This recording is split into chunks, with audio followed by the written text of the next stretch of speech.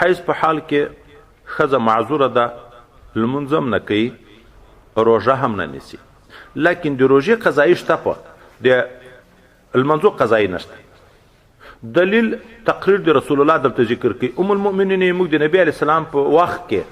موږ ته به د حیض تکلیف پیدا شو، بیا به پاکې شو، موږ ته به د رسول الله صلی الله علیه وسلم د طرف نه امر په قضا د صیام کېدو، خو قضا د لمانځه امر نه ده راته شوی،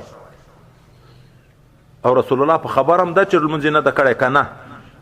سره له خبره چې نه دي ورته ویلې چې راویې ګرځوه. دلیل د دې شو سکوت شارع حجت ده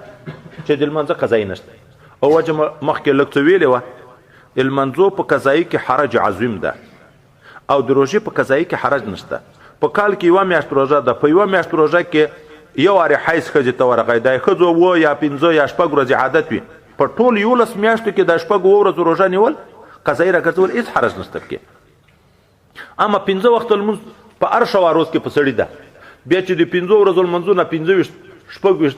10 لمونځونه ویتر سره، خو ویتر هم راګرځي چې نور په سړي واوړي، دغه خپل نشي کړی چې هغه نور مې بیا په هره میاشت کې، 1 میاشت نه 2 میاشتې نه ټول عمر، نو حرج عظیم ده. الدین یسر، دین اسانتیا ده، الله د رحم دین راوستلی ده، په خلکو باندې حرج نه راولي، نو لمونځ ورته معاف ده.